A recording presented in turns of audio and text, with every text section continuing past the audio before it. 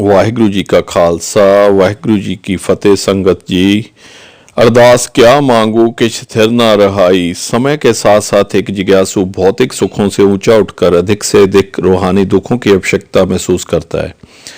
हमें यह अरदास करनी है, झूठ से सत्य की तरफ, अंधकार से प्रकाश की तरफ तथा जन्म मृत्यु से मोक्ष की तरफ ले चल। जैसे जैसे जिज्ञासु को भीतरी अनुभव होता रहता है, उसकी सांसारिक वस्तुओं के लिए इच्छा बहुत कम होती चली जाती है। उसे इस अटल सत्य का अनुभव होते ही, चाहे यह कितना भी छोटा क्यों ना हो, दुनिया के सारे सुख तथा नाशवान वस्तुएं फीके लगने लगती हैं। इसलिए वह शारीरिक सुखों की मांग नहीं करता। क्या मांगू कि स्थिर न रहाई, देखत नैन चलो जुग जाए। अर्थात मैं किस चीज के लिए अरदास करूं, यहां तो कुछ भी स्थिर रहने वाला नहीं है। सारा विश्व खाओ पियो और ऐश करो के सिद्धांत के पीछे पागल हुआ फिरता है। किसी को भी प्रभु या आत्मचिंतन का समय नहीं है, लेकिन सच्चे जिज्ञासु को संसार की कोई भी वस्तु लुभा नहीं सकती। जो कुछ भी उसके रास्ते में आता है और वह उसका सही ढंग से इस्तेमाल करता है और केवल उसके शरीर की एक आवश्यकता समझकर उपयोग करता है तथा शेष समय साधना करने में लगाता है, जिससे उस रूह को अधिक से अधिक लाभ मिल सके।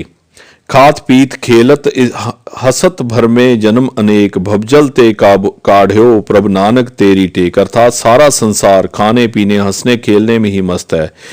इसलिए हे मालिक, मुझे इस भवसागर में से निकालो, क्योंकि मुझे तेरी ही टेक का सहारा है। इसके बाद जिज्ञासु केवल अपनी भीतरी प्रभु सत्ता के लिए ही जीता है और उससे ही नाम की महिमा करता है। घट बसै चरण बिंदु रसना जपै गोपाल, नानक सो प्रभ सिमरिय तिस देही को पाल। अर्थात उस प्रभु के चरण मेरे हृदय में बसे और मेरी जुबान पर उसी गोपाल का ही सिमरन होता रहे। इसलिए इस शरीर की देखरेख इस तरह करनी कि प्रभु मुझे याद रहे।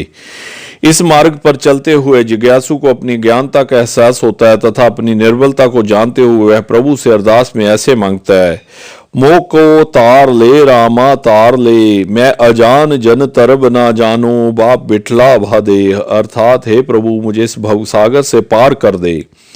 मैं आपका अज्ञानी दास तैरना भी नहीं जानता, इसलिए हे पिता, मुझे बचाने के लिए अपना हाथ दो। ज्यों ज्यों उसका नजरिया बदलता है, त्यों तो उसकी अरदास में बदलाव आता रहता है।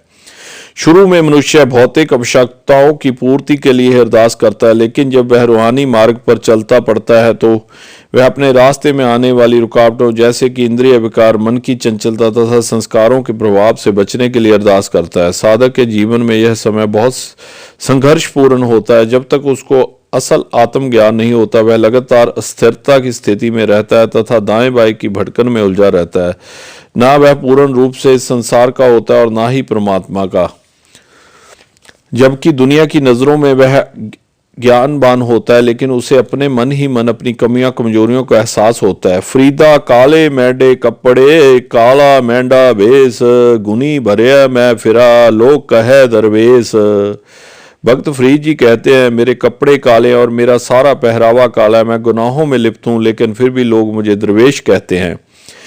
इस संदेश अवस्था में साधक कई बार बेमुख होकर इस झमेले से भागने की कोशिश करता है, लेकिन कुछ समय बाद ही अपनी आत्मा की आवाज उस पर हावी हो जाती है, उसे ढांढस मिलता है और वह फिर प्रभु की तरफ लग जाता है। जब तक मनुष्य इंद्रियों के वश में रहता है और मन की स्थिरता पर उसका काबू नहीं होता, तब तक प्रभु की ज्योति उसके अंदर प्रकट नहीं होती। जिनका हृदय शुद्ध है वे प्रभु का दीदार कर सकने में सक्षम है। 10 इंद्री करे राखे वास, ताके आत्म होए प्रगास।